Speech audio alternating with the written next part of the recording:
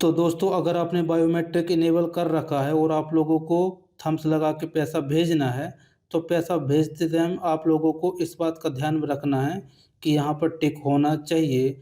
अगर आप इसको अनटिक कर देते हो और इसके बाद से फिर आप पैसा भेजते हो, तो आप यूपीआई पिन डाल सकते हो। लेकिन अगर आप थम्स लगा के भेजना चाहते हो, तो आप लोगों को यहाँ पर टिक करना पड़ेगा, तभी ये यहाँ पर थम्स वाला ऑप्शन आएगा और इसके बाद से फिर आपको यहाँ पर पे पे क्लिक कर देना है और इसके बाद से यहाँ पर अपना थम्स लगा देना है। और इस प्रकार से आपका जो पेमेंट है वो सक्सेसफुल चला जाएगा और आप लोगों को यूपीआई पिन डालने की कोई भी ज़रूरत नहीं है। तो दोस्तों आप यहाँ पर देख सकते हो मेरे हाथ में एक क्यूआर कोड है और मैंने अमेज़न पे एप्लीकेशन ओपन कर लिया है। तो सबसे पहले मैं क्या करता हूँ कि इस एप्लीकेशन के थ्रू मैं ये वाला क्यूआर कोड स्कैन करके और नॉर्मल पेमेंट कर देता हूँ और इसके बाद से मैं आप लोगों को थोड़ी देर में बताने वाला हूँ कि यूपीआई पिन की जगह आप किस प्रकार से थम्स लगा के और पेमेंट कर सकते हो। तो दोस्तों मैंने क्यूआर कोड स्कैन कर लिया है और इसके बाद से मैं यहाँ पर 10 रुपये डाल देता हूँ और इसके बाद से कंटिन्यू पर क्लिक कर देता हूँ और इसके बाद से मैं यहाँ पर अपना बैंक अकाउंट चूज़ कर लेता हूँ क्योंकि मैं अमेज़न पे यूपीआई के थ्रू पेमेंट करने वाला हूँ और इसके बाद से पे पे क्लिक कर देता हूँ। इसके बाद से मैं यहाँ पर अपना यूपीआई पिन डाल के और पे पे क्लिक कर देता हूँ।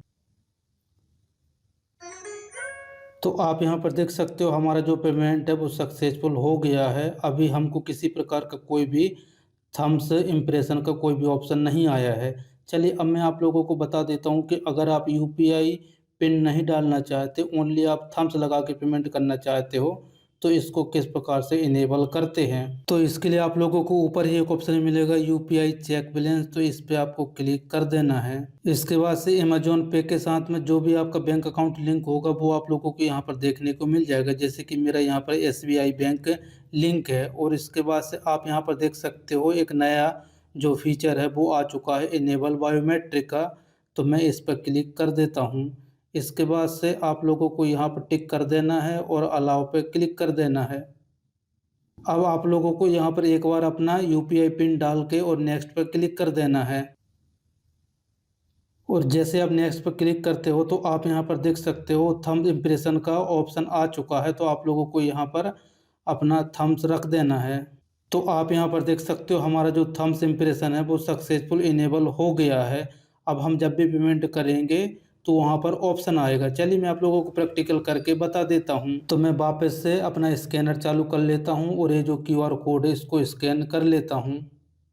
इसके बाद से वापस से मैं यहाँ पर 10 रुपये डाल देता हूँ और कंटिन्यू पर क्लिक कर देता हूँ। इसके बाद से जैसे मैंने कंटिन्यू पर क्लिक किया तो आप यहाँ पर देख सकते हो एक ऑप्शन आ चुका है पे विथ फिंगरप्रिंट का और इस पर पहले से ही टिक है।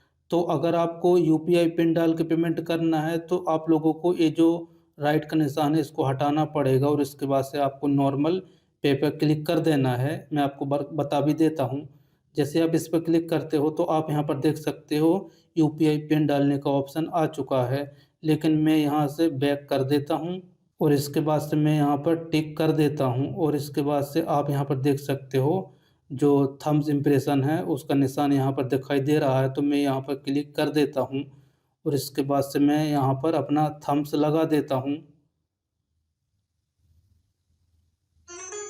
और इसके बाद से आप यहाँ पर देख सकते हो हमारा पेमेंट सक्सेसफुल हो गया है और इस बार हम लोगों को यूपीआई पिन डालने की कोई भी ज़रूरत नहीं पड़ी है। ओनली आपका थम्स लगाओगे और पेमेंट सक्सेसफुल हो जाएगा। चलिए अब मैं आप लोगों को बता देता हूँ कि इसको डिसेबल किस प्रकार से करते हैं। तो वापस से आप लोगों को यहीं पर क्लिक कर देना है। इसके बाद से वही सेम प्रोसेस रहेगी। यहाँ पर एक ऑप्शन आ चुका है डिसेबल बायोमेट्रिक का, तो इस पर आपको क्लिक कर देना है और इसके बाद से आप लोगों को यहाँ पर डिसेबल बायोमेट्रिक पे क्लिक कर देना है।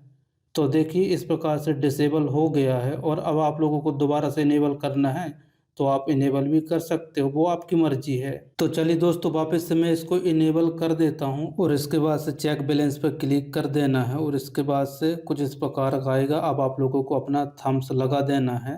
चलिए मैं लगा देता हूँ और देखता हूँ कि बैलेंस चेक होता है या फिर नहीं होता। तो अभी तो कुछ इस प्रकार से रेड में शो हो रहा है कि आपका जो यूपीआई पिन है वो इनकरेक्ट है, हालांकि मैंने राइट डाला था। इसके बाद से मैं यहाँ पर इसको कट कर देता हूँ। इसके बाद से मैं वापस से चेक बैलेंस पर क्लिक कर देता हूँ और इसके बाद से मैं क्या करता हूँ के बैक कर देता हूँ, तो ये ऑटोमेटिक से यूपीआई पिन डालने का ऑप्शन आ चुका है। तो मैं अपना यूपीआई पिन डाल दिया हूँ और मैं चेक पे क्लिक कर देता हूँ। तो हमारा जो बैलेंस है वो शो हो चुका है। तो अभी तो थंब्स इम्प्रेशन लगा के बैलेंस चेक नहीं हो रहा है। अब हो सकता है कि थोड़ा देर के बाद ये होने लगे या फिर अभी कोई ना कोई टेक्निकल प्रॉब्लम हो सकती है। लेकिन थंब्स लगा के पैसा ट्रांसफ़र हो रहा है, पैसा आप भेज सकते हो। ये तो आपने प्रैक्टिकल देख ही लिया है।